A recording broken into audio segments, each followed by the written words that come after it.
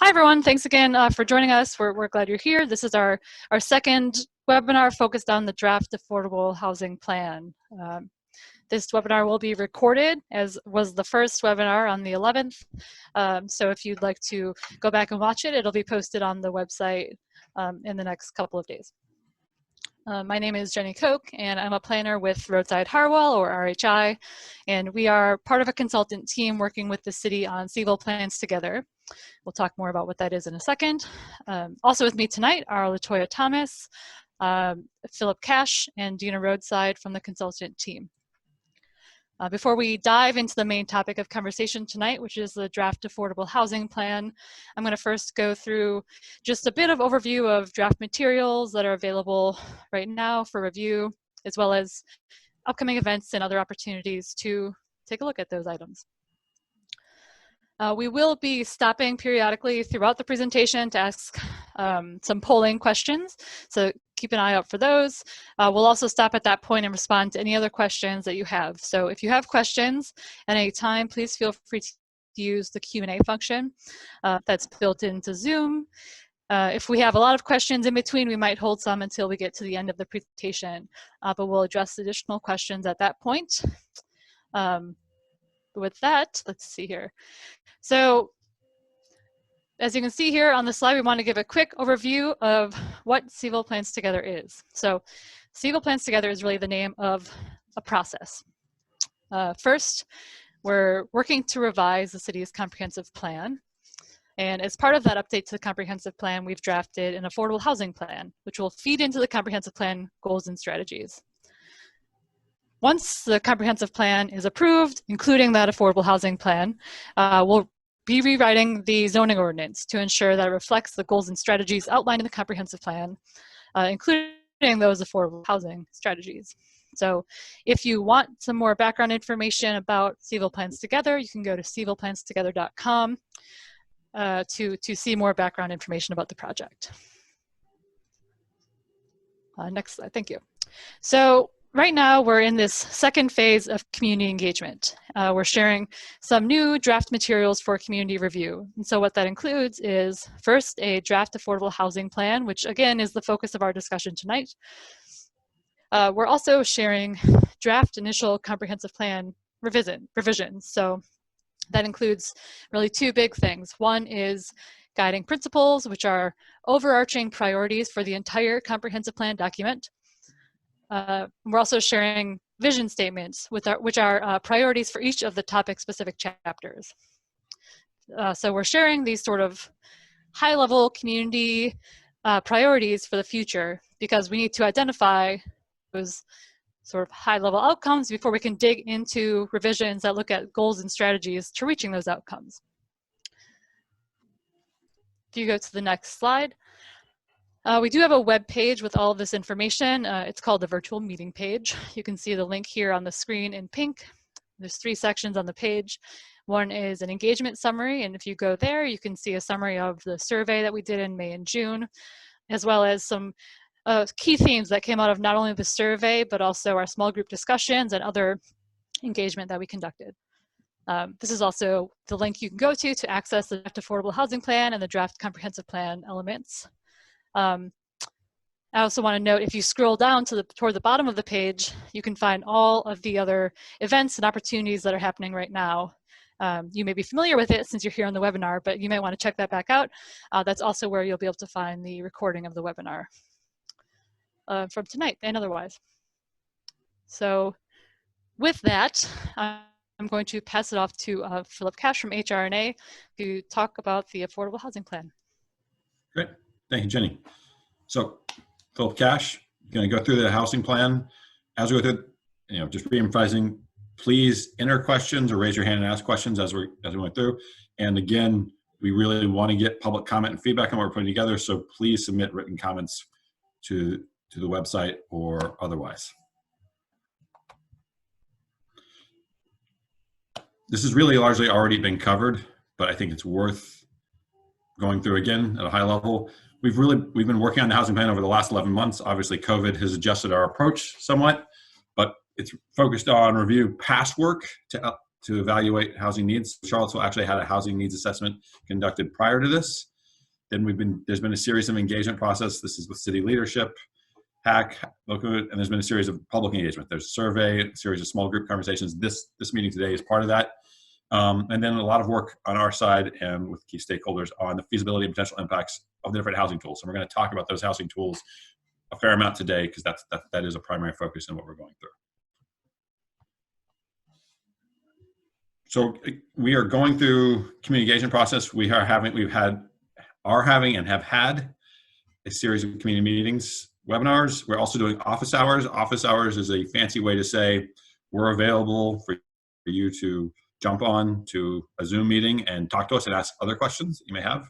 We're going to try to get into any questions you have on this call, but you may read through the plan and have other questions pop up or discuss it some more, have something else you want to get into, or want to encourage somebody else to jump on and ask us questions. That's really what the office hours are. This is our second community meeting, and then we're also doing presentations to local stakeholder groups, affordable housing groups, and accepting written comments. We're going to take all that together, and then we're going to revise the plan, and then go back out actually with that revised plan and go through back to council and try to get approval on the plan.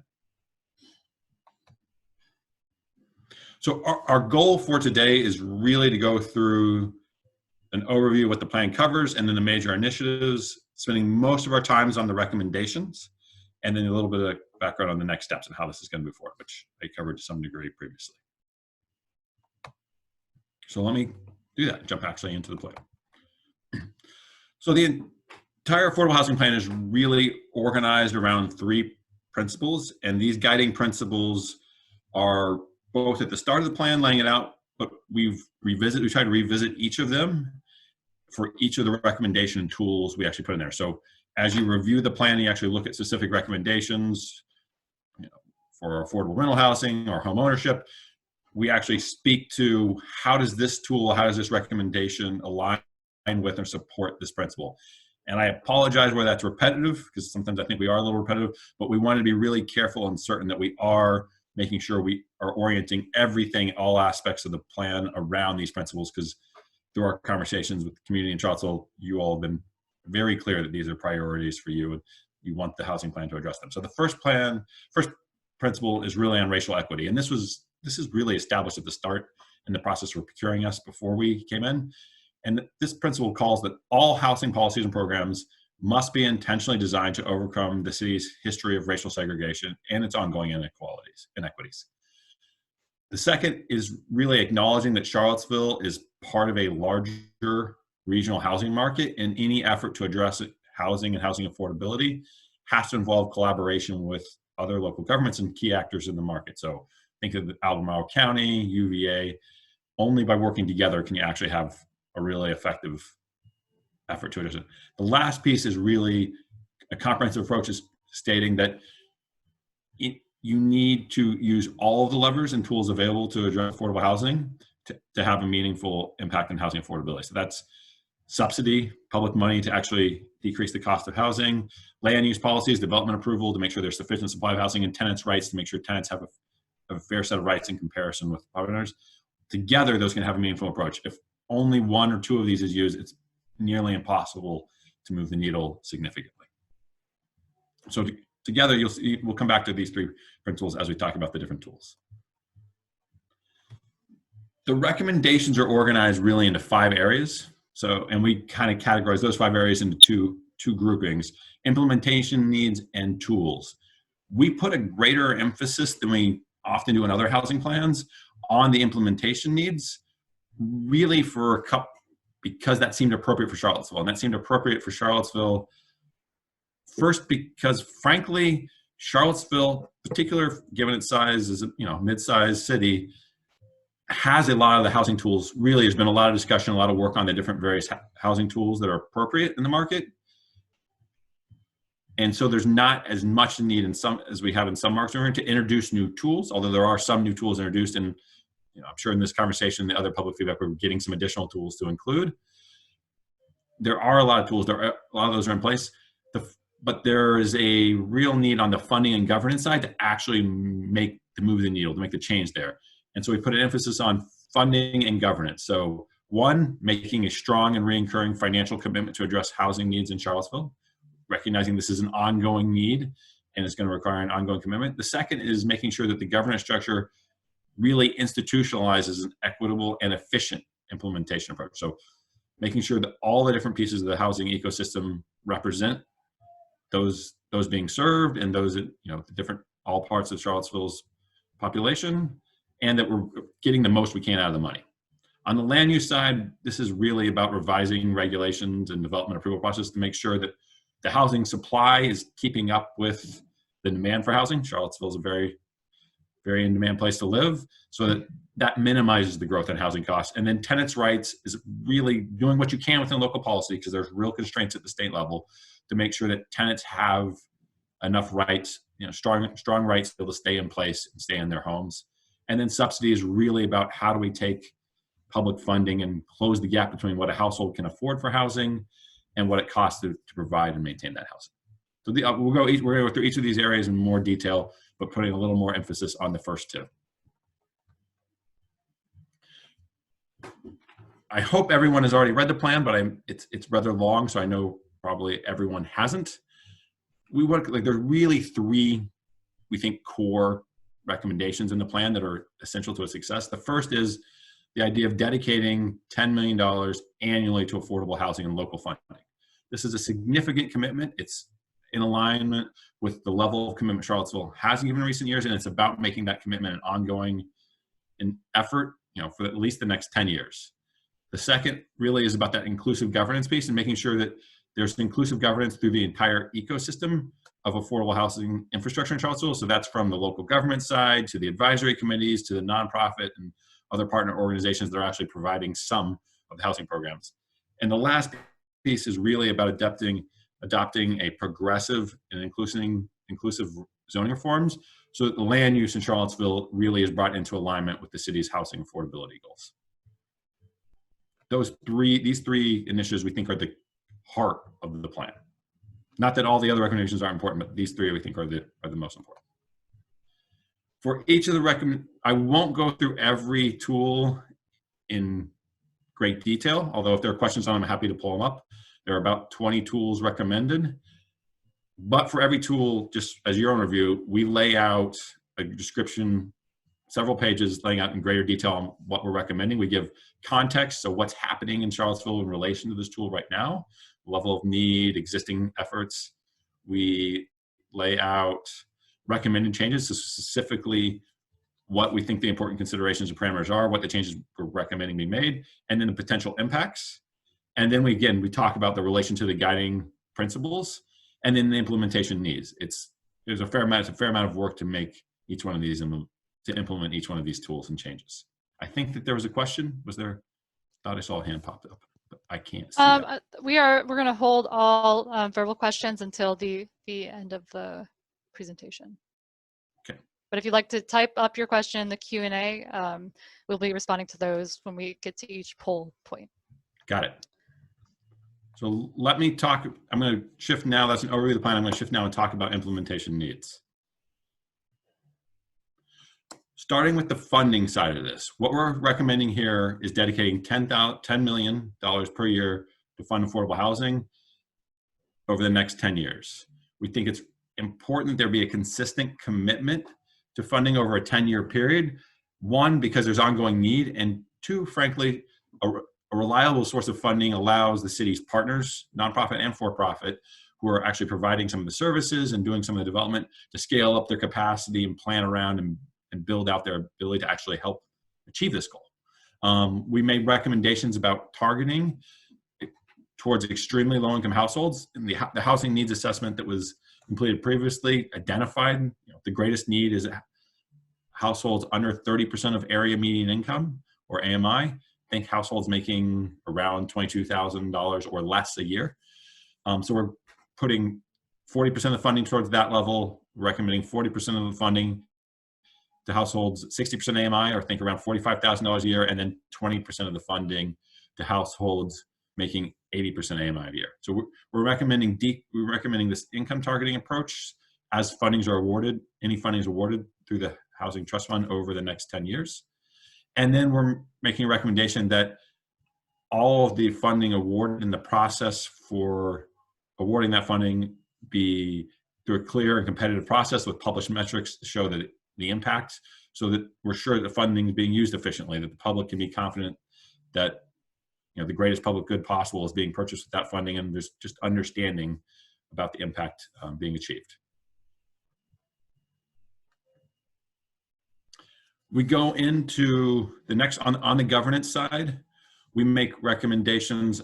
We make 4 recommendations in 4 areas. Charlottesville, frankly, has a fair amount of advisory committees and civic bodies already, so we try to be thoughtful about how to use those and be careful about creating new. The first is to reform the Housing Advisory Committee, the existing Housing Advisory Committee, and to really focus it on the setting housing policy, so identifying high-level priorities and goals. For example, homeownership and homelessness, or preserving public housing. So Housing Advisory still sets policy and gives advice or advises on policy to council, but would be not involved in the actual allocation or awarding of funding or making recommendations in that space. We're recommending a separate body for that, the Charlottesville Affordable Housing Fund Committee. And it really sets the priorities for the Housing Trust Fund I just talked about, the $10 million annually, and a process for really the scoring criteria for any procurement process. So a request for proposals, when nonprofits, other community groups, for-profits come in and propose for funding, they set the criteria of scoring selection there. The next area we're making a recommendation is really about city staff capacity. Charlottesville is a small, mid-sized city, but it frankly is running and proposes to run housing plans on the scale of a much larger city, and needs to scale up the capacity to actually be able to execute and manage that. If you're deploying funding across all these different programs, you need staff that are overseeing those funding, that are working in partnership and collaborating with housing advocates and nonprofits and community members and beneficiaries and participants in those housing programs. It takes, frankly, a fair amount of oversight to run these programs. And so we're recommending both additional staffing and dedicating staff to make sure that as affordable housing development gets proposed in Charlottesville, there's staff set aside to shepherd that through and make sure the development approval process works as efficiently as possible. The last category is really a subset of staff capacity, but we think it's important enough to call out and talk about itself, and that's a clear, transparent, competitive process to award grant and loan funds for affordable housing. Charlottesville, this is standard practice for any local government awarding funding. Charlottesville needs clear process, and those processes need to make sure that funding is being awarded towards the priorities that are being set in the housing plan and the community has agreed on. So the different income levels that are being targeted, the different housing needs and housing priorities that are being set forth. So Philip, we realized we don't have the poll slides in this version. So we're gonna stop and do a couple of polls here and take some questions if that works for you. Let's see, we've got a couple of polls here.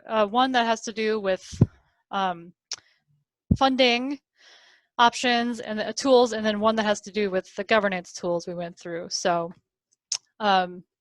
what we're asking you to do is, recognizing that these are all important, if you can choose two of the funding recommendations here as some of your top priorities. We just are interested to see what that looks like. And for those who can't read the third item all the way, it is target funding towards extremely low-income households. It looks like some of the text got cut off on that one.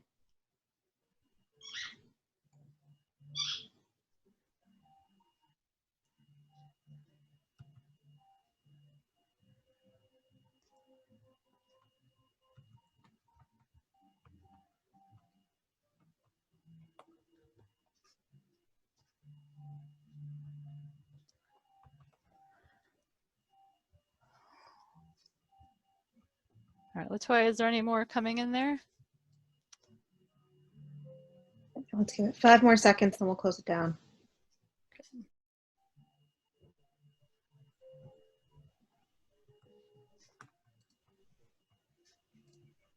All right, closing the poll.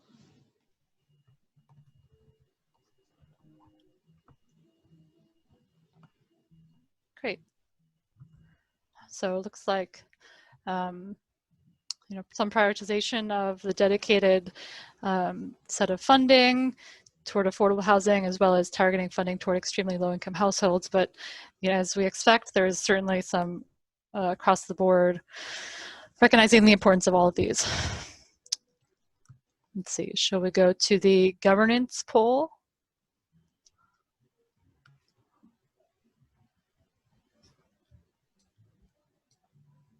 Great, so what we're asking you to do here is again select no more than 2 to point out which of these governance structure recommendations that you feel are most critical to achieving housing affordability in Charlottesville.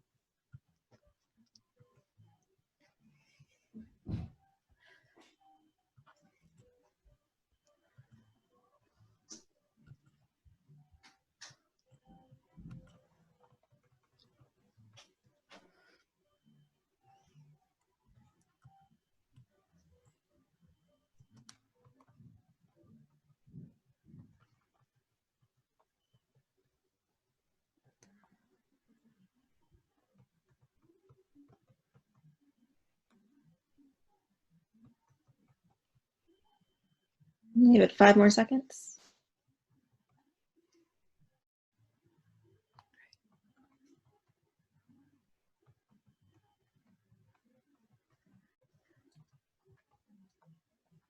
All right.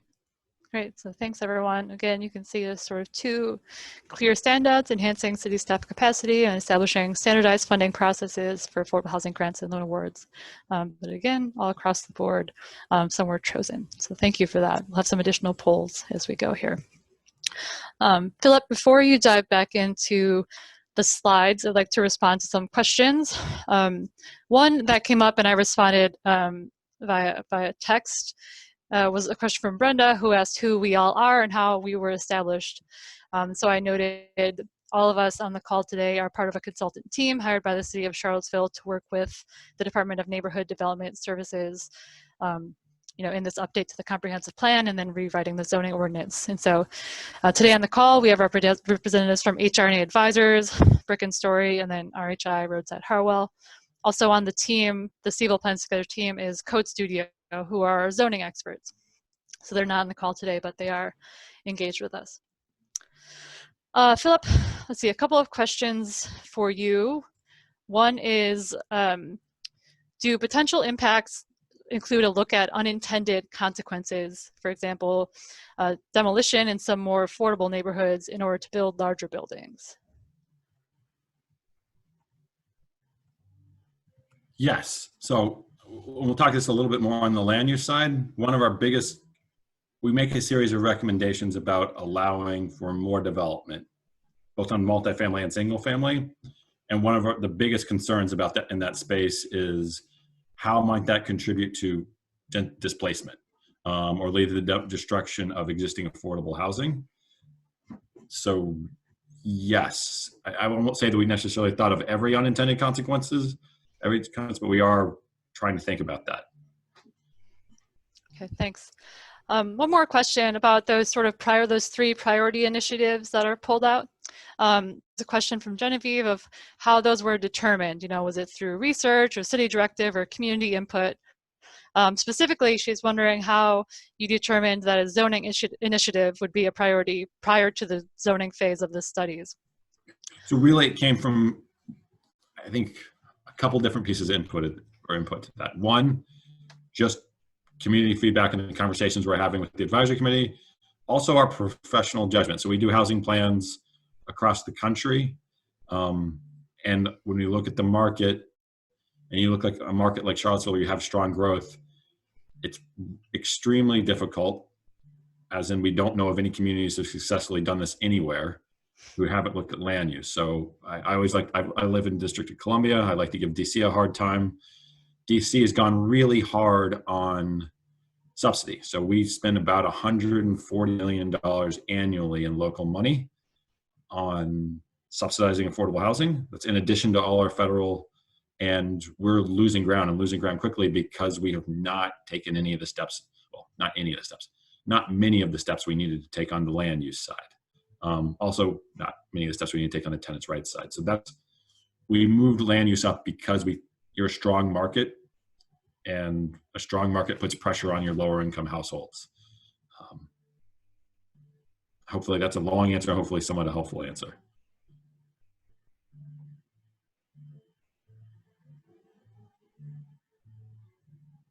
Sorry, there is one more question, but sort of related to the team's composition, and I'd like to maybe address that at the end of the presentation. So if you want to continue going through the slides, that'd be great. We talked through implementation needs, talk about housing tools. Yep. So, and I think this actually gets to one of the questions earlier about unintended questions. So land use policy, shapes where housing, well, really the entire built environment is located, but particularly we're focused on housing here, and what housing looks like, how much is built. But it's not enough by itself to solve affordability. We want to be really careful, but we think it is important.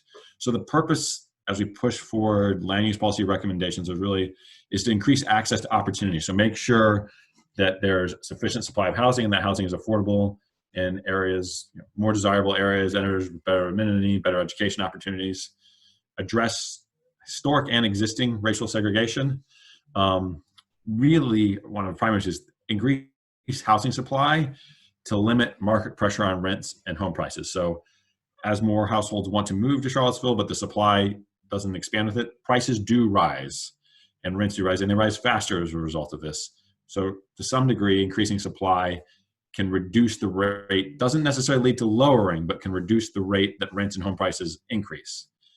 And then the last purpose to look is look for opportunities where you can actually create true affordable housing without using public funding. And that's tools like inclusionary zoning, where you're actually trading the ability to develop for affordable housing. There's some real limitations and areas of concern when we talk about land use, and it's not a panacea. First, it's not going to decrease rent, and we want to be really clear. No matter how much you build, it's a market downturn might lead to a decrease in rent, but we don't really want that. Building more isn't going to decrease rent, but it can change the rate your rents rise. And the biggest challenge on affordability is that rents are rising faster than incomes for a huge portion of Americans. The comment about unintended consequences, yes, it may create unintended development pressures, and we're going to talk about that a little bit more when we get into our specific recommendations. We're recommending some aspects to limit that and try to protect against it, and that is a topic that we expect to be explored in much greater detail as we get into the not the housing plan, but actually the land use reform. The other piece of mind is that will not meet the needs of the households with the greatest needs. So think households making less than $40,000 a year. New housing supply is not going to be built at those levels. The other limitation is that changing land use and land use regulations is one of the it's much easier to get support to fund a housing trust fund or do other things on affordable housing than it is to get land use changes. Land use changes are the most politically difficult tool almost in any community we ever work in. People are all for affordable housing until it means development in their neighborhood. And then the support tends to evaporate a little bit. I want to lay out one more thing clearly. Is the land use recommendations we're making here are to be really guiding policy guidance for the larger reform to the comprehensive plan update and zoning code rewrite that RHI and Code Studio are going to be taking a lead on. So we're putting some policy guidance and recommendations in the plan on land use, and then they're going to be taking that and moving it forward into very specific code changes to the zoning code. We'll still be on the team. They'll pull us in wherever we're useful. So it'll stay a cohesive process, but we won't be the lead on that. And we're not as detailed as you might want to get on land use in this particular part of the housing plan. So as an overall guiding policy recommendation, we're saying that we really want Charlottesville to revise its regulation and development approval processes to both increase the supply of housing while mitigating the risk of displacement.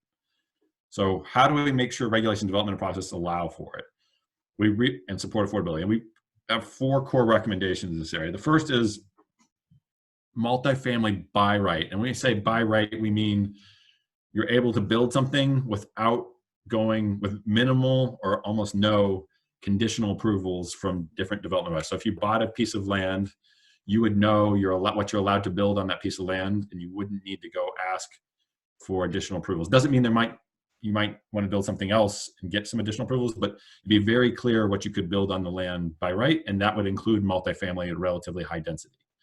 So what we're proposing in this section really is to change the zoning and development approval processes to allow by right development to happen in areas that frankly have already been identified and zoned for multifamily, but the density levels have been set so low that you can't actually build the multifamily. And then looking at additional areas within Charlottesville that would be appropriate to allow for, think along commercial corridors, that would be appropriate to allow for our additional by right multifamily so that there can be more multifamily development in Charlottesville to accommodate growth. The next recommendation really is about soft density, and soft density is, think of this as, you know, duplexes. I'll talk about this more in the following slide, but like duplexes, triplexes, quads, slightly higher density housing in neighborhoods that are traditionally reserved for multifamily.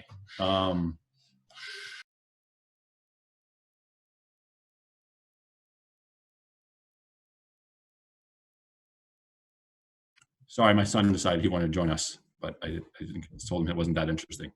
So single duplexes, triplexes, quad developments, and single family neighborhoods. This is really focusing on middle income and upper income neighborhoods and not allowing this the soft density and lower income neighbor communities because of the risk of displacement and gentrification. The next grouping is really about accessory dwelling units. Charlottesville already allows accessory dwelling units. This is about making some changes to the process for permitting and approving accessory dwelling units. Accessory dwelling units, think granny flats, think, you know, garage apartments. You know, these are extra rental apartments that are usually attached or sometimes detached, but on the same plot of land as an existing single family home. This is about changing this and potentially providing public funding when somebody builds one of these to make them affordable. So both change the regulations to allow this to happen slightly more often and looking at how to dedicate public funding to do that. The last recommendation we recommend really ties into the multifamily by right, which is make a policy that requires a portion of new units, new housing units that are built, be affordable, and that they are the income of those who live in the house, that housing is restricted. So if you're imagine someone building a 40-unit apartment building, 10, maybe 4 or 5 of those units would be restricted to households making less than $45,000 a year or something along those lines. So that's what inclusionary is. So when you allow more multifamily housing to be built, that a portion of that multifamily housing is actually going to be affordable. So at the highest level, these are the 4 policies being recommended. I said soft density, and I should have pulled up these pictures, but soft density, like these are some images, like there's in the market, you know, in traditional market, what's getting built right now is mainly single family housing and mid-rise apartments and things like these. This space in the middle, this missing middle, Charlottesville actually has a lot of this already in its neighborhoods. It's just difficult to build it, to actually build it now because it's generally not permitted in land use. And so we want to go back to the old way and allow, you know, townhouses, duplexes, triplexes, quads to be built. Should I pause here? Great. Yeah, that'd be great. I think before we go to the poll for the land use tools, I'd like to respond to some of the questions that popped up. We see there's a lot of activity. I'm going to go to the questions about the land use section first, and then maybe we'll try to answer some of the other ones, or we might wait until the end for those. Liz asked if the land use strategies presented could have negative consequences on our most vulnerable people in neighborhoods, then why are they being considered? If you don't build more housing, it will have a negative impact on your most vulnerable communities because gentrification pressure will extend in there. So this is really about how do we accommodate that growth pressure in and not lead it to displacement. So we're trying to figure out that there's growth pressures there, how do we accommodate it without, while avoiding that displacement structure? Just not building it doesn't make, if we just build nothing, the demand doesn't go away. Okay, I think that answers the question. we could talk more about, like, could you use a rent regulation and other strategies to do that? One, it's not legal in Virginia, and two, unfortunately, it doesn't quite work as well as we'd hoped, Right. as we've tried it in other places. Big San Francisco. There's another question from Liz, whether the consultants can make an educated guess as to how many affordable units could be achieved with these land use recommendations. So I'm going to give a two-part answer to that. The land use regulations of all our tools will produce the fewest number of affordable units. The benefit is more about actually limiting the growth in rents overall, so preserving the limited affordability you have there. So that's not what you asked, but I want to say it as a caveat. And the second piece is, for an inclusion, of the policies recommended, only the inclusionary zoning policy is going to produce units directly. In aggressive inclusionary zoning policies, which I do not know would be viable in Charlottesville, but let's just say that one of the more aggressive policies would be 12 to 15% of any new development. So if Charlottesville was having 500 units built, new multifamilies built a year, which Charlottesville is not, you're talking about 75 affordable units a year coming out of that at the top end. I think you're probably thinking about something about half that level in practice. So think 30, 40 units a year. So helpful, but by itself, certainly not enough to solve it. Maybe on the accessory dwelling units, you're funding units, maybe you're getting a few units out of that a year, but not, I would think in the dozen range, not much more than that. I know those aren't, those numbers are both several zeros short of the scale of need, but I want to give accurate description of what the level of impact we think for these tools are. Does that answer the question? I think so. Liz, you can follow up if that did not respond to the question. Let's see, I see there's a lot of questions. Let's respond to a few more of them.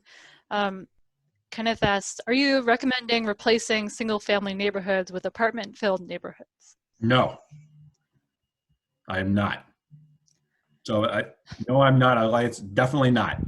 So we're recommending that a single family neighborhood, somebody who owns a home could develop it in some circumstances, not every single family home, because it would depend on the lot size and other restrictions, and turn it into a duplex. Apartment buildings, like think this middle grouping here. Like I apologize for these pictures because they're not really accurate for Charlottesville. Charlottesville has a very different lot configuration, so almost none of these would, maybe this one, these don't necessarily work well with Charlottesville, but no, we're not talking about getting rid of single family neighborhoods. We're talking about really, I think particularly in Charlottesville, most of your neighborhoods already have this kind of housing stock in there. It's just not legal to build any new ones like it. So it shouldn't be changing your shouldn't dramatically change the neighborhoods. And certainly wouldn't do anything to violate any of the historic districts or anything along those lines. I hope that answers that question. Great, I think it does. Let's see, there are some questions about tenants' rights, which I think we maybe want to wait to address until we get to that section. Let's see, there's a comment. I don't think you can have mandatory inclusionary zoning that is requiring a number of affordable units without getting enabling legislation from Virginia General Assembly. Charlottesville got enabling legislation this cycle. So that is true until very recently. Even now, it's still more complicated in Virginia than other places. So yes, even with the enabling legislation, there's some nuance to it. But it is now possible.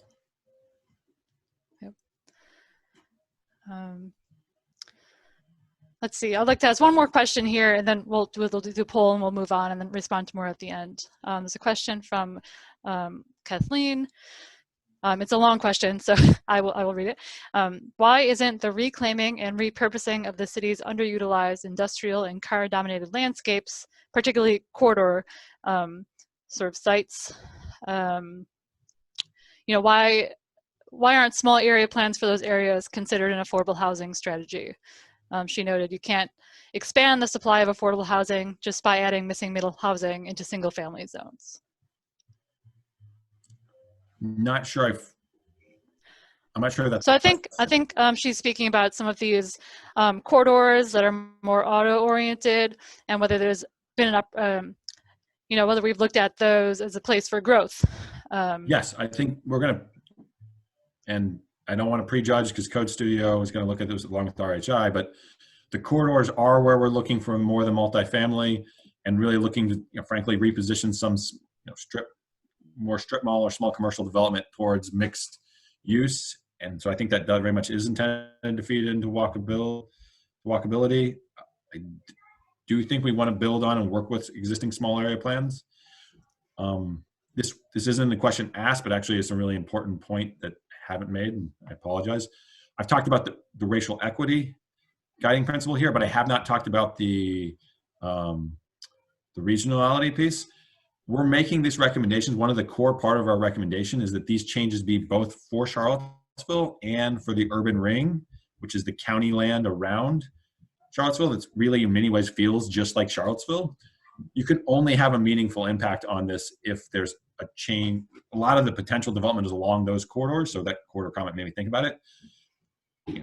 There's a lot, frankly, more development happening there and a lot more potential for development. So all of the changes we're talking about is both for Charlottesville proper, as well as the urban ring, and frankly, some going even farther out in the county, because Charlottesville is only part of the housing market. So if it changes, increases supply, but the urban ring and the county don't, then we'll have the impact will be muted. You really need to work at this jointly at the county level and the city level. It's an important distinction. I apologize for not making it earlier. Thanks, Bill. Great. Well, I see we're not forgetting that there's other questions there. I just want to make sure we get through all the material before 8. So I think we're going to do the land use poll now, and then we'll move on, but we will be responding to the rest of the questions.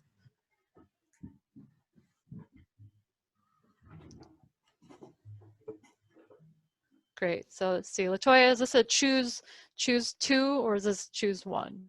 This is a choose 1, I believe. Okay, great. So again, we know it's difficult to choose one, but if you could choose one of these land use tools as most critical to creating housing affordability, we'd like you to indicate which one you think that would be.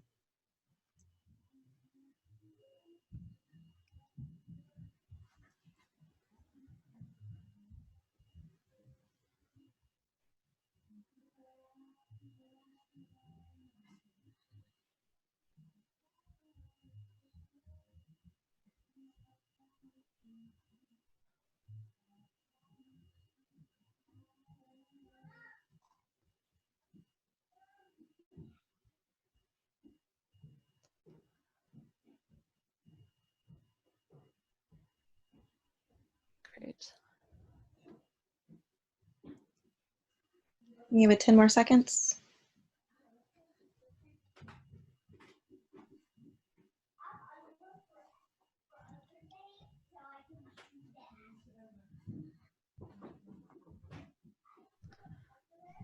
All right, thanks everyone. So as you can see, the recommendation to create a mandatory inclusionary zoning policy came out as a priority there, allowing soft density in single family neighborhoods. There was also some interest there as well as in the other recommendations. So thank you for that.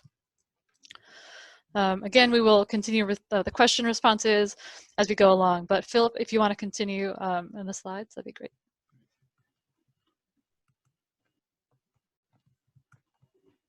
Let's see. So I know we started to get questions on tenants' rights. So let's talk about tenants' rights some, and then we can have a longer discussion. So what we're recommending on the tenants' rights tool is really for the city to do all within its power to balance the interests between tenants and landlords. Virginia tends to tilt pretty heavily in favor of landlords. I'm sure if there's landlords on the call, they may not 100% agree with me, but if you look at this from a national level and compare other cities, they certainly tilt in favor of landlords. And it's really about balancing this, not because it's an issue in most cases, but there are situations where there's predatory and unjust practices. And this is more about having tenants have a greater stake to their property, to the house they're living in, and the ability to stay there. So it's cushioning against, we're saying this cushion market pressures or existing tenants to increase housing stability. basically meaning that as the market prices go up, that tenants have a greater ability to stay in their home. And the most extreme version of that would be rent regulation. Softer versions of that are right to counsel, stronger eviction laws. The limitations is tenants' rights, no matter how powerful, don't really create new affordable units. And they have pretty limited impact. They have pretty limited potential in Charlottesville, given existing state laws. Now, that doesn't mean we shouldn't look at it. Doesn't mean we shouldn't make recommendations and push on it at the state level. But we just have to recognize there are real limitations at the state law level. So there are 4 areas that we're really making recommendations in this section too. The first is where Charlottesville actually has the most influence. Anywhere the city is providing financial assistance for development, so think about affordable housing or frankly any housing, it has the ability to require enhanced tenants' rights. So, just cause eviction requirements, longer notices, limitations on rent increases, all of the tenants' opportunity to purchase a property if it's actually being sold. They can require all of these things because it is no longer regulating the markets. They're actually making an investment and they can impose those requirements. The next area is an area that Charlottesville can't make a legal requirement, but could fund to make a functional right, which is a right to counsel. And so this is about dedicating funding for the provision of legal services for tenants facing eviction. We've seen a lot of this in the responses to COVID-19. Households are facing eviction. There's a lot of emergency assistance to try to make sure that households can stay in their home, they can help pay their rent, and they have representation if when they go to court, if a landlord does try to evict them. Really, this is about making some of those efforts more permanent and lasting. And this is something, again, that is within the city's control because it's really about funding. Lawyers aren't cheap, but this is a relatively cost-effective investment. And then there's just cause eviction. This is not something that can be done within state law currently, but it's really about setting the standards for why you could evict someone. So you really creating a situation that you cannot just evict someone because you want to do some development. They have to have violated the lease or caused an issue in some other way. And then you give there's a longer notice period when there is an eviction. So making sure that there's more stability and more predictability for the tenant. The last provision, which I've mentioned several times, is rent regulation. This is something that really wasn't being considered in mainstream affordable housing discussions until a few years ago. It's really come back in discussion as California, Oregon, New York State have all either enacted or reformed policies. Actually Maine, Portland, Maine actually just election cycle actually just went forward with the rent regulation policy. So this is a policy that is being considered again. It is not legal under Virginia law currently, but certainly is something that could become legal in the future and play an important role in housing affordability. So the top 2 are both tools that the city can move forward. The bottom 2 are things the city could be supportive of or advocate for if it chose to, but it's really up to the state legislator and the governor. Great. Thanks, Philip.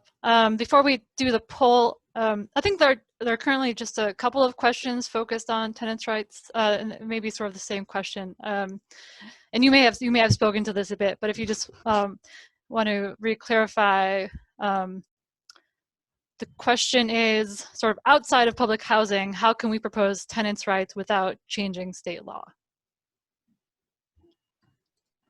We think that these 2, development, receiving assistance, and right to counsel, are the 2 best ways to do it.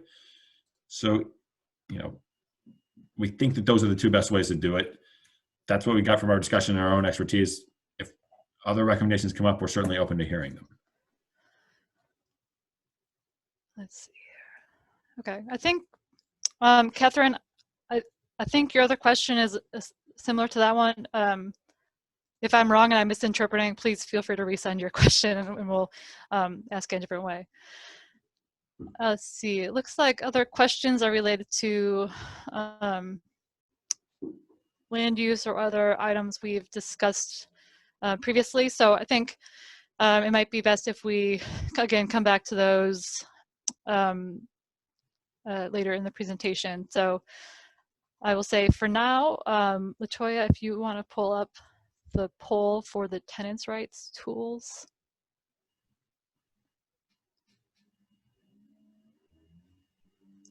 There we go. So again, we're asking you to choose which one tenants' rights policy you feel would be most critical to furthering housing affordability in Charlottesville.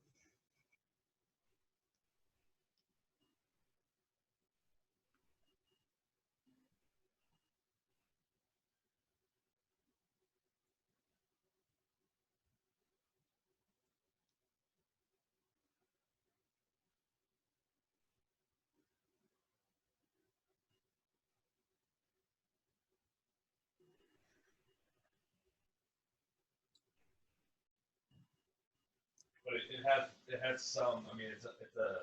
You have 5 more seconds.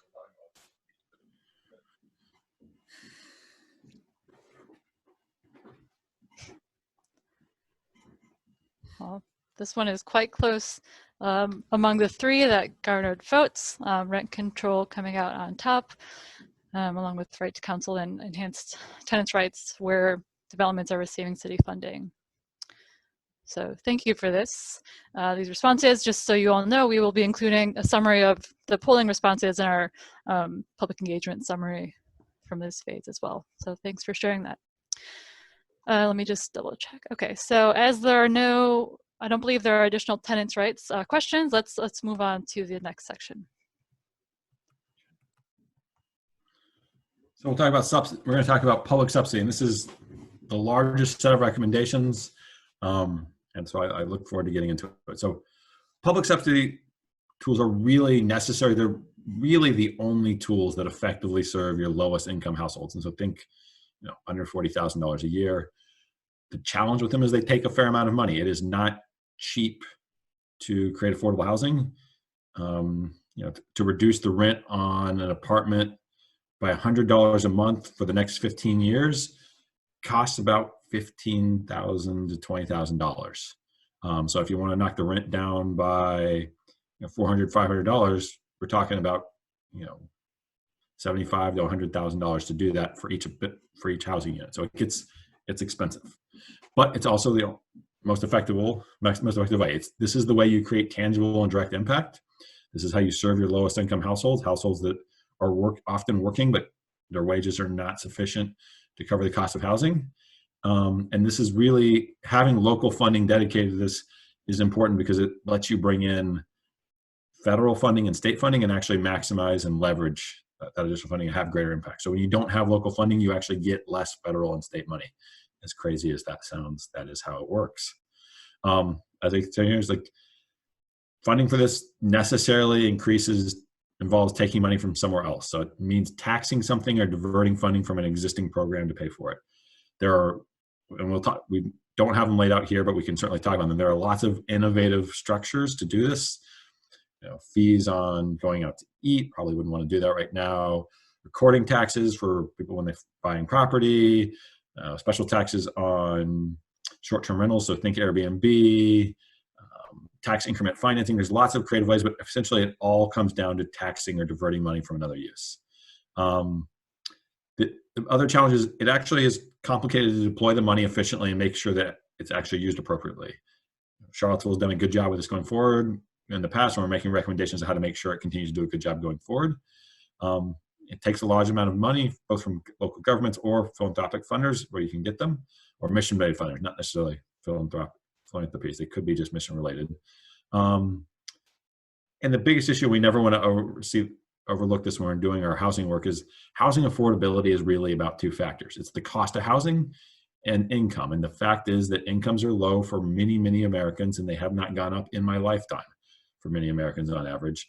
And that isn't a fundamental driver of the challenge here, is the income side of it. So while the plan does not talk about income, how to raise incomes, that is an important underlying issue and challenge. And we just never want to skip over that. So there's a couple different sections of recommendations. I'm going to go through these.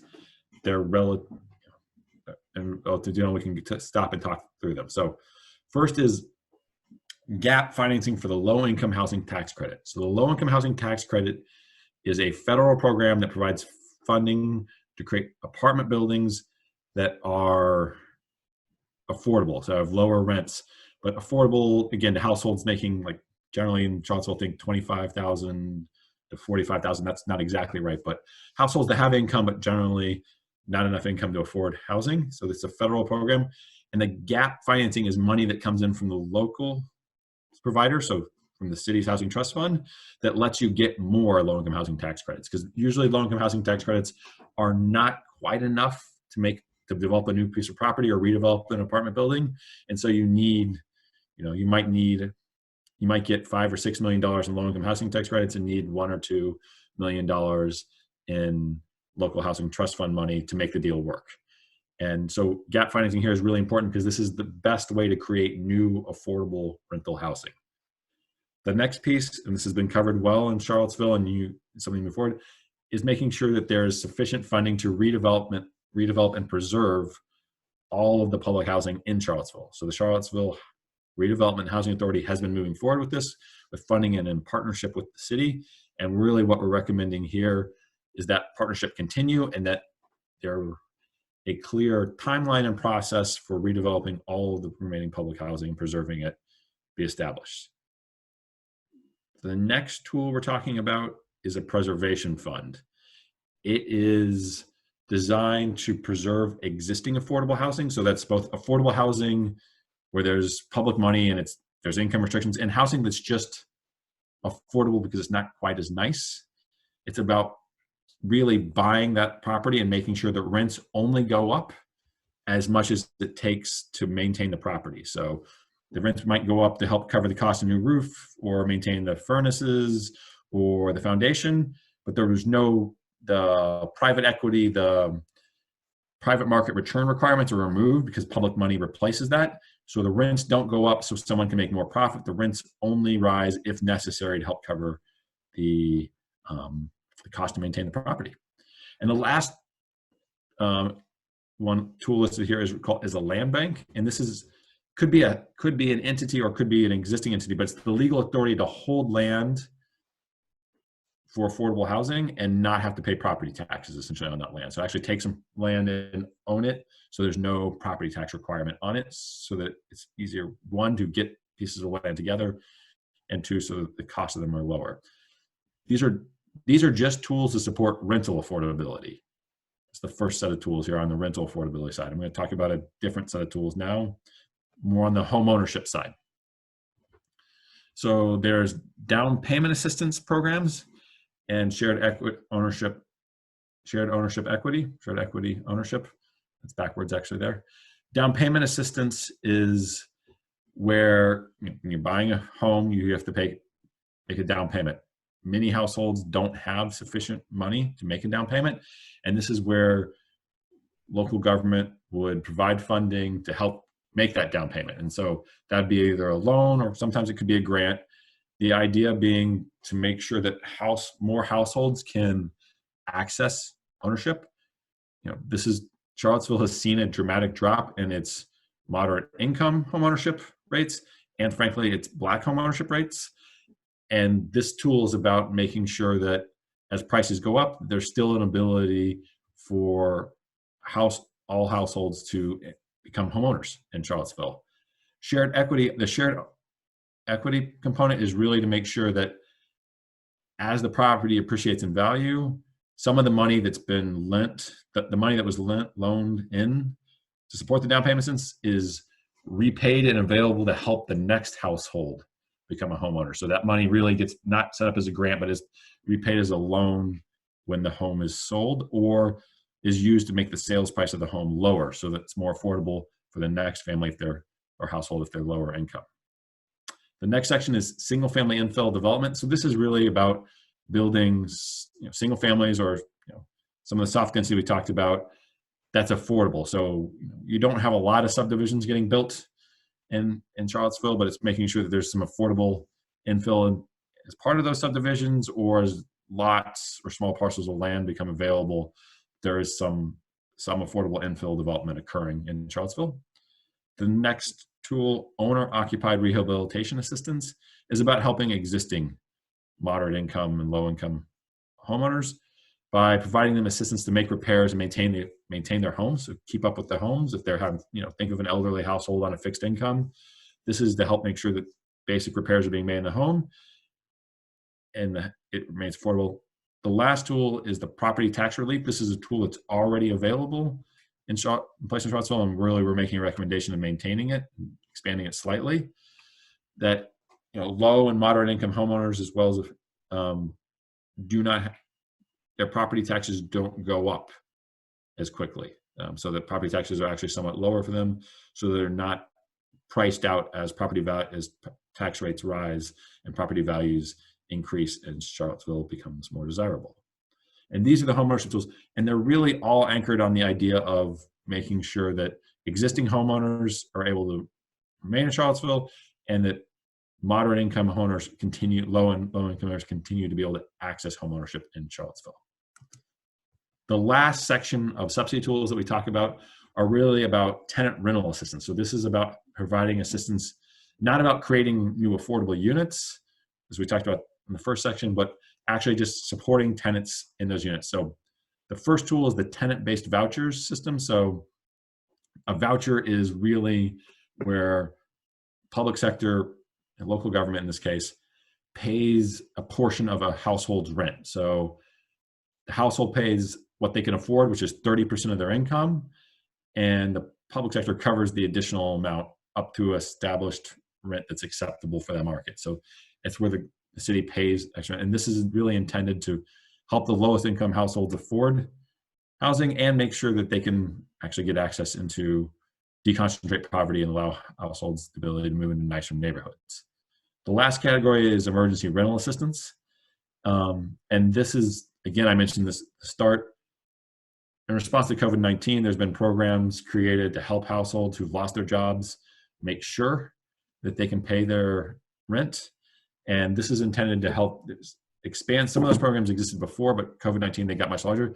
This is about making sure that there is ongoing funding to help households who have a temporary disruption in income or other issue arise, and help them pay their rent so they can remain in their homes. So help cover 2 or 3 months worth of rent, so the household can get reemployed or get, pay off whatever, make the car repairs they need to make, so they're able to not be evicted. This is about addressing and preventing eviction. I know that was a lot of tools. That was 10, and I went through it pretty quickly. I'm happy. All of them are described in much more detail in the plan, and I'm happy to talk about any of them in more detail now. Thanks, Philip. I think the one, let's see here. There's one question from Kathy that I'd like to address, and it has to do with recommending a TIF. And so she asked, she noted that the author who did the housing needs assessment, which we sort of built on, which you did in this effort, studied and recommended a synthetic tax increment finance district, or TIF, as a way to target a percentage of the real estate tax revenue from private development into Charlottesville Affordable Housing Fund, automatically and annually. And that was sort of modeled to provide a lot of funding for rental vouchers. So she was wondering, was this sort of tax increment finance district explored, and if not, why? So yes, it was explored, and I'm going to get a little weedy for a minute. A synthetic TIF really isn't anything. So a TIF is where you actually create a legal district and you have a certain set property value at a given time, and then as property values increase, you actually legally take it over and you can bond against it. And a synthetic TIF, you don't create the district. The local government just draws some boundaries and agrees that it's going to set aside a portion of the income taxes from this area. So essentially, when the city makes a commitment to do $10 million to the Housing Trust Fund annually, it's doing the same thing functionally as a synthetic TIF was, only there's more guarantee about the money, and frankly, more money than you're going to get out of a synthetic TIF.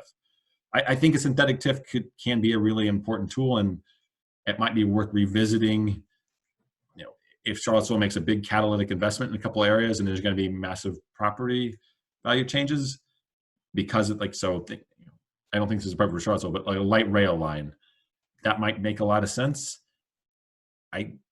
We've worked on it in other markets. I think you'll get less funding and it'll be less flexible. And so I don't think it's the best tool. Okay, thanks, Philip. Let's see. There's a comment from Liz that you might want to speak to. She noted, there are contradictory elements in the plan. Property tax relief for low-income residents sounds great, but she thought the strategy was to avoid strategies like upzoning that would threaten some of those same low-income residents. So I guess I wouldn't frame it as contradictory, but I would frame it as those are two different ways to try to manage the same concern. Property values are rising in Charlottesville already, and we don't want to make that worse with the upzoning. But even if we don't make it worse, it's already a problem, so we need something to alleviate it, even if we were successful at not making it worse. It's already growing faster than incomes for many homeowners in Charlottesville. Thank you, Philip. Let's see, I know we have several questions here. I'm just trying to make sure we've addressed any subsidy questions. While I'm doing that, Latoya, maybe let's pull up the subsidy poll, and and then we can just respond to the remaining questions after we've finished the presentation. All right, so you'll see there's a section for each of those different sections of tools that Philip discussed. So for each of these, we're asking you to choose which you think could be most critical to furthering housing affordability in Charlottesville.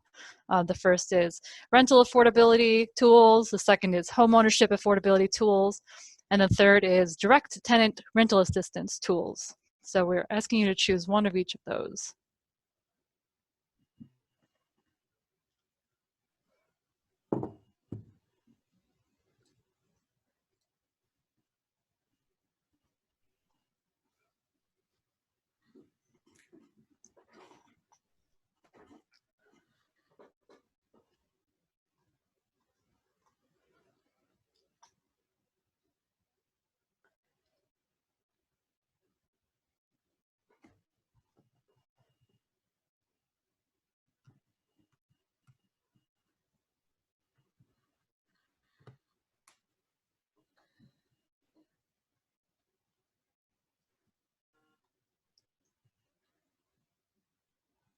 I know it's slightly longer with the 3 questions, so we'll give you a few extra seconds here to get your responses in.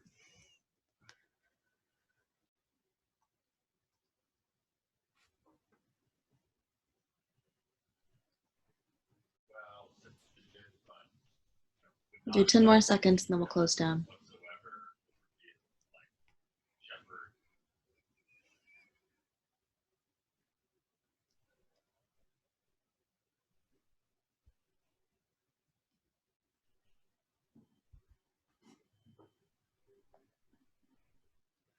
Great, thanks, Latoya.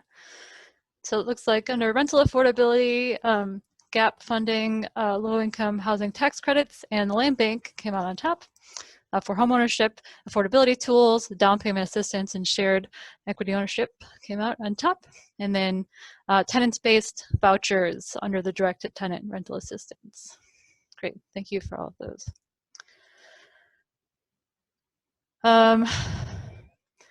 I see a comment that it's hard to choose between them. Again, we empathize with that, but we appreciate you choosing just for the sake of this exercise. Yeah, and also to be clear, the idea with the 10 million is that you don't have to choose just one for each one of these sections. Potentially you could fund almost all of them, although you might want to concentrate a little more than that. But it's really, I mean, I think for me, the down payment assistance one, that's one that we consistently get high feedback on. And I think there's a real, we're hearing pretty clearly there's a real emphasis there. Yeah. All right, thanks, Philip. We do have some other questions, but would you like to go through the sort of wrap up slides now, or do you like to respond to questions first? I'd love to just answer questions. Okay, great. Let's do it. So we're going to go back. There were some toward the beginning that sort of came in after we had passed the section. So let's go back to some of those. So there's a question from Kenneth about the city's housing affordability, or excuse me, Housing Advisory Committee, or HAC, noting that there are companies, on the HAC who receive a great, or excuse me, there are companies that receive a great deal of funding from the city that also have a great deal of influence upon the city's Housing Advisory Committee. Do you want to speak to how that might have weighed in here? Yep. So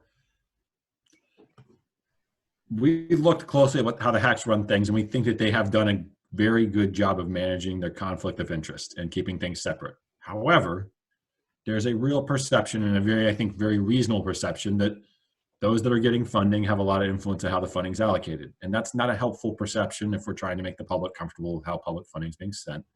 So our recommendation is the HAC will still make recommendations on policy, inclusionary zoning policies, land use, some of that falls into the Planning Commission, but they'll still make recommendations on housing policy. But a separate committee, the Affordable Housing Fund Committee, will make the recommendations about funding allocations, and that will not include those that are receiving funding. So we're going to set up a different conflict of interest so we can address that more directly. And we think there's a way to get the expertise and have involvement from those who actually know this and run these programs without putting them in a position where there's any perception that they're having influence on how the funding is getting allocated to them. Great, thanks, Philip. There's a question from Emily about coordination with UVA, and she asked if we're going to consult with UVA at all about creating more affordable housing options in Charlottesville. She noted that off-campus student housing can affect the market by increasing prices and primarily marketing to typically affluent students, thus taking more affordable options away from permanent members of the community. We would really like to coordinate more with UVA. So far, that has not occurred. However, I have a call at 8 a.m. tomorrow morning on that topic. So I am hopeful that we will make, UVA has been somewhat focused on COVID as of late, as have many of us. And they've made some commitments at a high level on affordability. And so we're hoping to talk with them more. And that's really, we strongly agree. I mean, UVA is the economic driver for the city and the region. They both have, frankly, obligations about affordable housing and play a major role in shifting it. So we, I think UVA understands that and look forward to trying to lay some of that on this plan. And I will note we do have a representative from UVA, the University architect, Alice Vouchers, on our steering committee as well. So she's been participating in the process. But as Philip noted, the coordination continues with UVA. But good question. That certainly came up a lot in all of our discussions. Let's see, there's a question from Kenneth about how you defined gentrification. And he asked, do you define gentrification with having racial connotations? Gentrification in Charlottesville, I think the answer is yes, 100% yes. But it's more complicated. Like we try to look at race and income as overlapping things, but as separate things. So low income is not race, and race is not low income.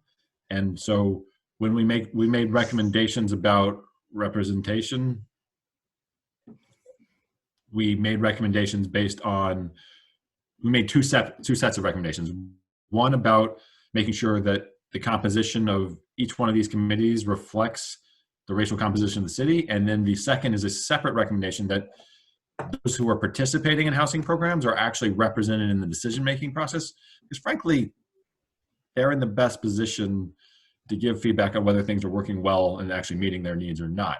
Not that they'd have the majority control, but they'd certainly be, to have them at the table giving input as an equal partner seems important and appropriate. I'm not sure if I completely answered your question, and apologies. Happy to let me know if I need to come back at it. Yeah, if you'd like to clarify, feel free to send another question and we'll come back to that. Let's see here. I'm going to go to sort of a set of questions from Liz.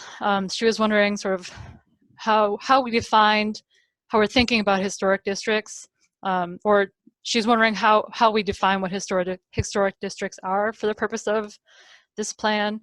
And I think it sort of comes into another comment from her, which is that, you know, the older housing stock has a lot of value, that low-income housing tax credit units are 25 to 40% more expensive to build per unit than a rehab of existing units. Overall, I think her main sort of goal here with this comment is to note that she wants to protect existing housing in neighborhoods, and is concerned that those that are not in the architectural designed control districts are threatened.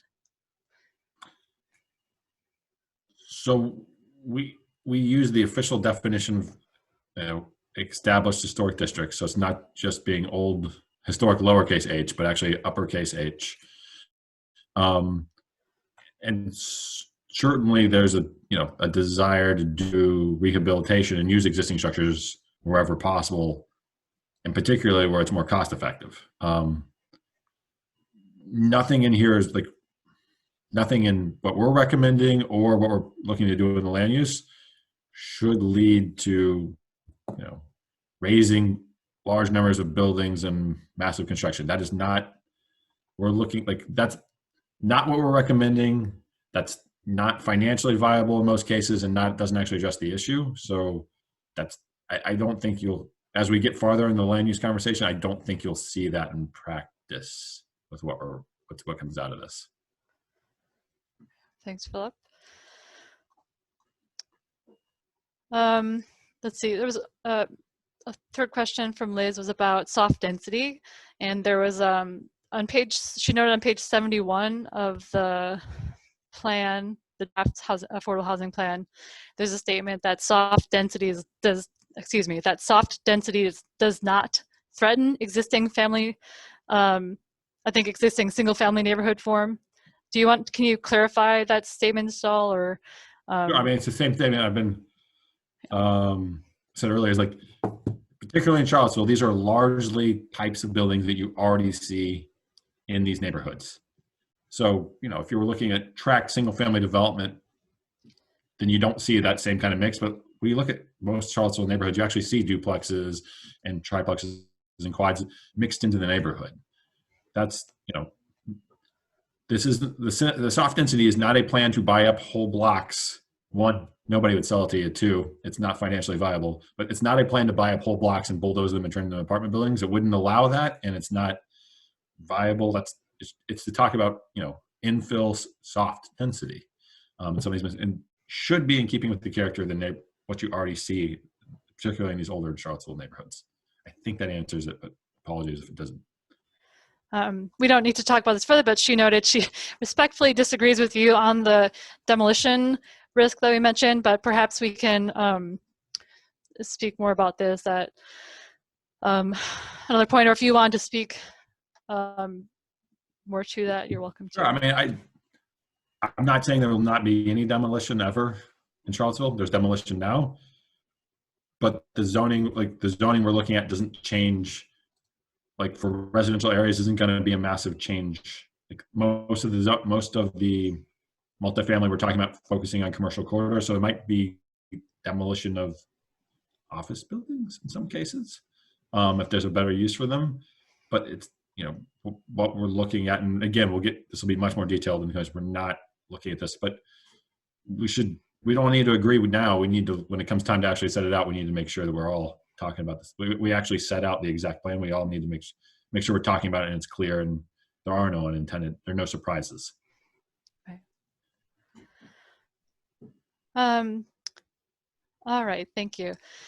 Let's see here. I'm going to go to a couple of questions from Catherine. Let's see, a slightly long question, but I'm going to read it. And I think this is in response to some other comments from earlier. She said, couldn't you demolish existing housing that fits into a neighborhood and build much larger house on that site? It's a question of demolishing existing to build a duplex, triplex, quadruplex, you know, what we would define as soft density for rentals. And then in that case, what would ensure that these include affordable units? So that's part of the question. And then the other question is, are we hoping that the additional supply would simply reduce the rate of rental increases? So there's two parts to this. One is if you bought a single family lot and demolished it and built a triplex there, it would not necessarily have any affordable units in it. It's possible that that would just be helpful because it would increase the supply of housing. You could have potentially, depending on which of these tools get put forward, maybe your inclusionary zoning policy would cover it, but it'd probably be too small for an inclusionary zoning policy to cover. You could use the public funding under single family infill development to help pay for that and actually get some, maybe one of the 3 units would be affordable as a result. So it's possible that you could use public funding to do that, but generally it would be about increasing overall housing supply and not directly creating units. Thanks. Let's see, she had a follow-up question. I'm sorry if you've already addressed this. Feel free to just note that. But she said, what about the Bethesda model? Tearing down smaller to build bigger, or building out to lot size? So with Bethesda model as McMansion approach to things, I mean, that's already happening. And we're certainly not proposing any recommendations to make that happen more, because that doesn't help housing affordability. Yes, that's a thing that happens. I think I'm talking about the same thing. Well, if that was not what you were looking for, Catherine, just let us know and we'll clarify that. Thank you for those questions. I'd like to go to a couple of questions from Don. Let's see, can you go to the single family density graphic that you had, Philip? Don was wondering, asking if you could please explain one more time what we mean by soft density. Yeah, and so it's basically soft density is allowing townhouses, duplexes, triplexes, and quads. And this is something that will get refined more as you actually do the zoning code rewrite. Is, do you let all these in? Do you let some of these in? But it's allowing these in areas that really right now only allow detached single family. And like Minneapolis is, I think, probably most famous for redoing this, and they're allowing duplexes and triplexes, but not quads. Portland has been doing this and really going everywhere up to quads. Durham, North Carolina is doing this and basically allowing duplexes. DC did this and went backwards from triplexes to only duplexes, which I don't recommend. Don't do it that way. We went backwards. So there's a fair amount, like I put it out as a lump group here, but there's ability to, depending on how the policy is written, distinguish which of these would be allowed. Hopefully that's helpful. And even, frankly, even more nuanced than what we have here. Sure, thanks, Philip. There's one more question from Don. Do you have any recommendations on the avoidance of backdoor gentrification, whereby projects and or developments raise the tax burden on generational type homes? So we think the property tax relief is helpful on that front. There's limitations on how far this can go based on state law, but the most important tool is basically having property tax freezes, and so that the property tax pressure doesn't force displacement.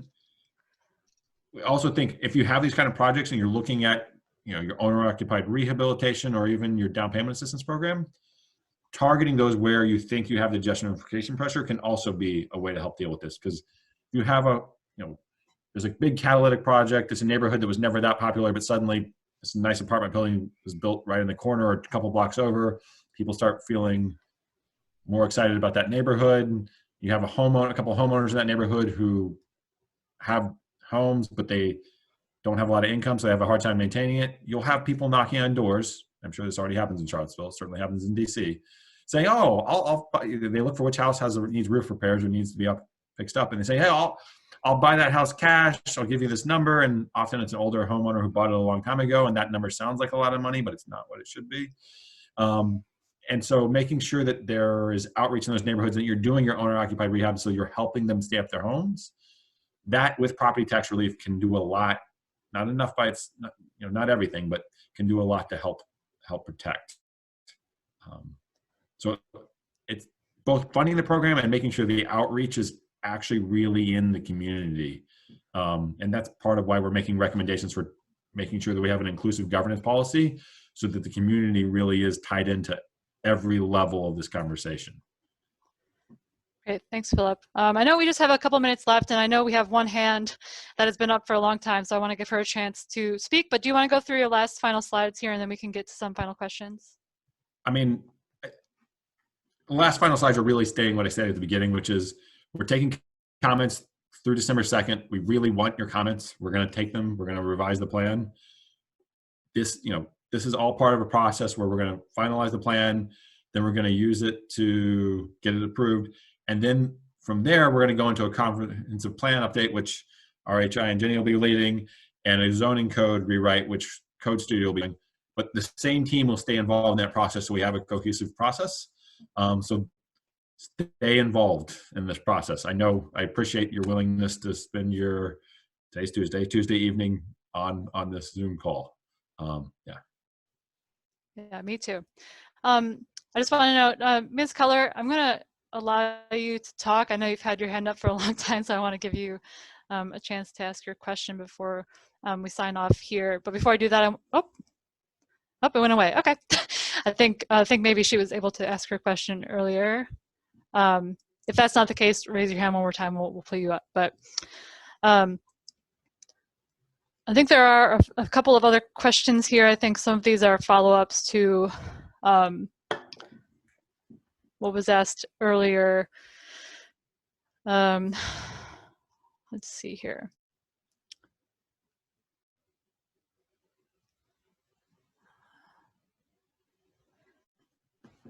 I think we will likely be, we can follow up with some of you about these questions later, but I think largely these are follow-ups to items we've discussed. But thank you for all this. We'll make sure the entire team reviews it. But Philip, if you can go to the next slide there, I think.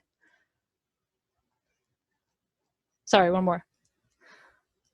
So I just wanted to reiterate before you all go off that you can go to the virtual meeting website to review not only the draft affordable housing plan, but also the drafts that we have out for the comprehensive plan.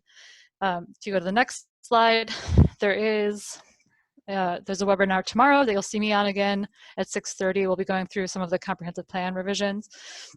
And then on Thursday evening from 5:30 to 7, as Philip mentioned, both a representative from HRNA as well as from our team will be available to talk about your questions or comments about the housing plan or the comprehensive plan revisions. So please feel free to come out and call in for those. There's links on the website.